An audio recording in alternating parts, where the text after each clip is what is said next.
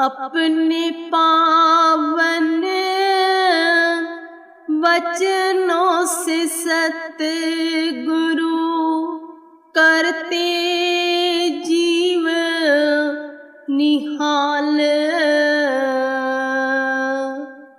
माया और काल के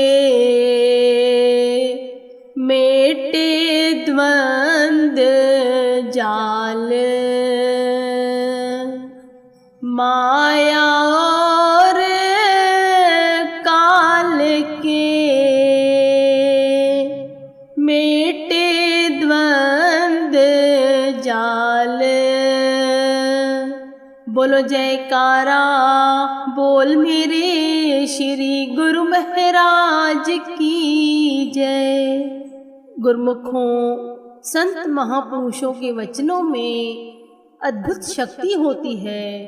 उन वचनों को श्रवण कर जीव रूहों के हृदय भी संतप्त हो जाते हैं। उनमें एक नई शक्ति का संचार होता है। संत महापुरुषों के हर एक वचन में जीवों का कल्याण छिपा रहता है। संत महापुरुषों के वचन दूरदर्गाही दूरदृष्टि वाले होते हैं। महापुरुषों की चरण शरण में रूहों को सत्संगति प्राप्त होती है, जिसके प्रताप से उनके जीवन में खुशहाली आ जाती है। गुरुमुखों, इसी प्रकार की श्री लीला है जब सिंगापुर से 1.25 घंटे की उड़ान भर श्री प्रभु जी का विमान इठलाता हुआ जकार्ता की धरती पर पहुंच गया। यहाँ के गुरुमुख प्रेमियों ने श्री गुरु महाराज जी का भव्य स्वागत किया। आश्रम पर पहुंचकर जब श्री गुरु महाराज जी ने सबकी कुशलात पूछी तो सबके चेहरे खुशी से खिल उठे। नन्हे मुन्ने बच्चों ने एक ही स्वर में जयकारे बोले। श्री प्रभु जी के अभिनंदन में स्वागत व महिमा के मधुर भजन भी गाए। उनका प्रेम देखकर श्री गुरु महाराज जी अति प्रसन्न हुए।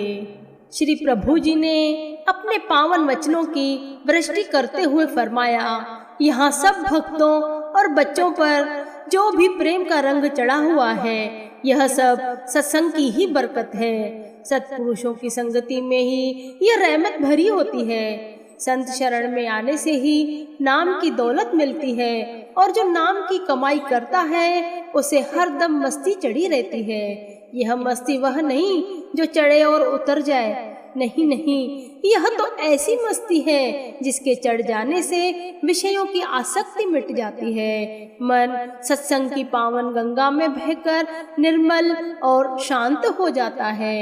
संतों के भी वचन है, सत्य नाम को छोड़कर माया संग करे जो प्यार, रतन त्याग कोड़ी संग रचे देख संसार। सत्संग मिले तो सोच ही पावे मिटे अज्ञान अंधियार। ज्ञान प्रकाश जब हृदय जगे पावे तत्का सार। ज्ञान प्रकाश जब हृदय जगे पावे तत्का सार। गुरुमुखों, सत्पुरुषों की संगति और प्रभु नाम को छोड़कर जो भी जीव माया और माया के सामानों को हृदय में बसाता है, तो समझो कि वह अमूल्य हीरे रत्नों को त्याग कर कोड़ियां खरीद रहा है।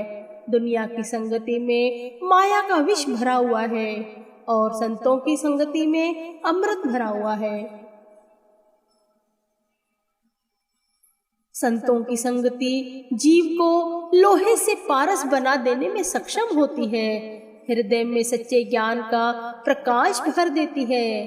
रत्नाकर को जब सत्पुरुषों की संगति का सुअवसर मिला तो वे उनसे नाम की दीक्षा लेकर वो उसकी कमाई करके ऋषि वाल्मीकि जी के ऊंचे पद पर पहुंच गए।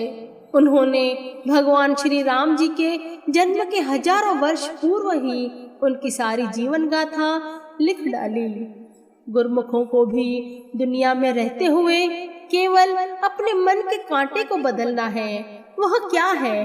वह है सत्पुरुषों के वचनानुसार अपने जीवन को चलाना है। जो संतों के मार्गदर्शन को जीवन में अपनाएगा वह निश्चय ही भव सागर से तर जाएगा। श्री गुरु महाराज जी के पावन मधुर मधुर वचनों को सुनकर सभी प्रेमी जन निहाल हो गए। हृदय शीतल शांत होकर भक्ति धन से माला माल हो गए। सद्गुरु की अनंत महिमा उपमा को छोटी जुबान कैसे वर्णन कर सकती है, जिसको शेष शारदा भी गा गा कर हार गए। फिर ये जीव बुद्धि उसे कैसे पार कर सकती है। गुरमुखों, वहां से 80 मील की दूरी पर एक भक्त जी का घर था जिसका नाम भानु था। उसकी प्रभु भक्ति में बहुत आस्था थी और उसे हर समय यह ख्याल लगा रहता था कि भगवान उसके घर अवश्य ही कृपा करेंगे। जिस पहाड़ी के नीचे उसका घर था, श्री गुरु महाराज जी उस पहाड़ी पर श्री गुरु महाराज जी ने जाने की मौज जतलाई। भक्तों के संग श्री गुरु महाराज जी उस पहाड़ी पर पहुँचे। पहाड़ी तो एक बहाना मात्र है गुरुमुखों। तुरंत ही श्री गुरु महाराज जी उस प्रेमी की ओर चल दिए और अंदर जाकर विराजमान हो गए। महाप्रभु जी को सन्मुख पाकर उस भक्त की यह दशा थी कि जैसे किसी रंक को अकस्मात ही कुबेर का खजाना मिल गया हो। आनंद मग्न होकर वह कहने लगा, आज तो मेरा जीवन धन्य हो गया। आज आपके दिव्य अलौकिक दर्शन पाकर मेरे हृदय में ज्ञान का भानु उदय हो गया है। सत्संगति की महिमा का वर्णन करते हुए श्री गुरु महाराज जी ने फरमाया, परमात्मा से आत्मा जुदा रहे बहुकाल, सुंदर मेला कर दिया सतगुरु मिले दयाल, सतगुरु मिले दयाल। दुनिया में अगर किसी ने कोई डिग्री हासिल करनी है तो उसे शिक्षक के पास जाना पड़ता है। फिर जिसे आत्मविद्या का ज्ञान चाहिए उसे पूर्ण गुरु की शरण में जाना अति आवश्यक है। इंसान जैसी संगति करता है उस पर वैसा ही प्रभाव पड़ता है।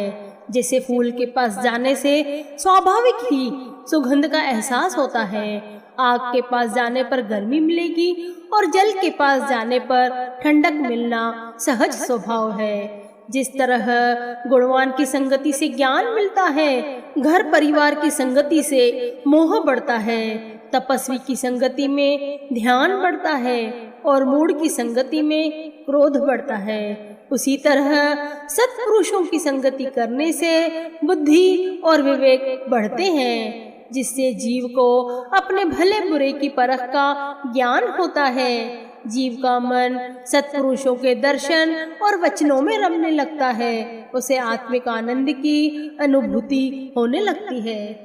इस प्रकार जकार्ता के प्रेमियों को श्री गुरु महाराज जी ने श्री पावन दर्शनों से निहाल कर दिया, मालो माल कर दिया। गुरुमुखों, एक समय की बात है, माँ लक्ष्मी और विष्णु भगवान जी के बीच में वार्तालाप हो रही होती है। माँ लक्ष्मी कहती है कि माया बड़ी है और भगवान विष्णु जी कहते हैं कि भक्ति बड़ी है, क्योंकि भक्ति के पीछे सारे सुख आते हैं। इस प्रकार दोनों में वार्तालाप हुई तो श्री विष्णु जी ने लक्ष्मी से कहा कि एक काम करते हैं, एक योजना बनाते हैं और मृत्युलोक पर देखते हैं कि किसका प्रभाव सबसे ज्यादा है। इस प्रकार माँ लक्ष्मी और विष्णु भगवान जी दोनों मृत्युलोक पर आ गए। वहां पर योजना के अनुसार किसी शहर में सत्संग कार्यक्रम चल रहा था। वहां पर पूरे शहर में अनाउंसमेंट हुआ कि यहाँ पर साप्ताहिक सत्संग कार्यक्रम चलने वाला है। सभी प्रेमी जन सत्संग सुनने के लिए उस स्थान पर प्रस्थान करते हैं। माँ लक्ष्मी देखती है कि अरे ये सभी तो सत्संग में जा रहे हैं, अब इससे तो मेरा प्रभाव कम हो जाएगा। माँ लक्ष्मी रूप बदलकर किसी भक्त प्रेमी के घर जाती है और उनको कहती है कि मुझे पानी की प्यास लगी है, मुझे पानी पिला दो। अब वो भक्त असमंजस में पड़ जाता है कि मुझे तो सत्संग में जाना है और यहाँ तो ये पानी की मांग कर रही है। अब पानी पिलाना भी तो धर्म का कार्य होता है। यह देखकर भक्त अंदर पानी भरने के लिए गए। अब वह माँ लक्ष्मी जो कि रूप बदल कर आई हुई है उनको पानी पिला रहे हैं। जब माँ लक्ष्मी उस बर्तन को हाथ लगाती है तब वह सोने का हो जाता है। यह दृश्य देखकर भक्त हैरान हो जाता है कि यह कौन है जिसके स्पर्श मात्र से मेरा ये जो बर्तन था सादा स्टील का, यह सोने का बन गया है। अब इसके बाद वह माँ लक्ष्मी जी को कहता है, आप मेरे घर में अंदर प्रवेश कीजिए। जैसे ही माँ लक्ष्मी अंदर घर में प्रवेश करती है तो सभी दीवारें सोने की बन जाती है। यह अद्भुत दृश्य उस भक्त प्रेमी के दिल में लालच का गहरा प्रभाव डालता है। अब वह भक्त माँ लक्ष्मी से कहता है कि आप हमारे घर में ही रहो, यहाँ से मत जाओ। अब माँ लक्ष्मी तो परीक्षा लेने आई है। वह भक्त से कहती है कि ठीक है, मैं यहीं रहती हूँ। वैसे भी उन्हें 7 दिन तक तो यहीं रहना था, क्योंकि विष्णु जी भी उधर सत्संग में विराजमान थे। विष्णु जी के बगैर तो माँ लक्ष्मी वैसे ही अधूरी रहती हैं। अब ये भक्त प्रेमी दिन रात माँ लक्ष्मी की सेवा करता रहता है और सत्संग में जाने का टाइम ही नहीं मिलता, क्योंकि उसे ये भय रहता है कि मैं सत्संग में गया तो ये लक्ष्मी इधर उधर चली जाएगी। अब उन्हें तो वैसे भी 7 दिनों के बाद अपने वैकुंठ धाम जाना ही रहता है। उधर जहाँ सत्संग कार्यक्रम चल रहा होता है वहाँ पर साप्ताहिक कार्यक्रम होने के पश्चात भगवान विष्णु अपने वैकुंठ धाम जाते हैं। यह माँ लक्ष्मी को पता चल जाता है और माँ लक्ष्मी जी भी विष्णु भगवान जी के साथ साथ चली जाती है। जब माँ लक्ष्मी उस घर से भक्त प्रेमी के घर से जाती है तो भक्त प्रेमी उनको रोकने की बहुत कोशिश करता है, पर माँ लक्ष्मी कहती है कि मैं तो विष्णु जी के पीछे पीछे आई थी, अब उनके पीछे पीछे ही वापस अपने वैकुंठ धाम चली जाऊंगी। इस पर भक्त को बहुत दुख होता है, एहसास होता है कि मैंने ये क्या कर दिया। जो 7 दिन का सत्संग का कार्यक्रम चल रहा होता है उसमें उसकी अनुपस्थिति हो गई, क्योंकि ये लालच में आ गया कि माँ लक्ष्मी हमेशा हमेशा के लिए यहाँ पर ही वास करेगी। किंतु गुरुमुखों, ये तो माया का प्रतीक है। माँ लक्ष्मी तो संसार में चलाने के लिए जरूरी है, पर इतनी भी नहीं कि सत्संग प्रभाव को छोड़कर माया के पीछे दिन रात भागे भागे फिरे। अब माँ लक्ष्मी तो चली जाती है तो ये भक्त बहुत उदास हो जाता है। अफसोस करते करते आत्मबोध होने लगता है। संसार से प्रीतड़ी सरे न एको काम, दुविधा में दोनों गए माया मिली न राम। हकीकत में गुरुमुखों, हम भी ऐसे ही बनते जा रहे हैं कि माया के पीछे दिन भर माया माया। कभी समय निकालकर अपने लिए विचार करो कि माया जरूरी है, पर भक्ति उससे कई गुना अधिक है, क्योंकि भक्ति में सार तत्व समाया हुआ है। भक्ति के पीछे हमारे श्री परमहंस दीनदयाल जी खुश होकर हमें वो सब चीजें देते हैं जो हमारे संसार के लिए उपयोगी होती है। संसार क्या, ये लोग क्या, वो तो परलोक में भी हमारी संभाल करते हैं, वहाँ पर भी हमें सुखमयी बनाते हैं। तो इस लोक में साक्षात विराजमान है, हमें कौन सी चीज की कमी देंगे। जरूरत है तो केवल और केवल प्रभु भक्ति की और विश्वास की, नाम की कमाई की।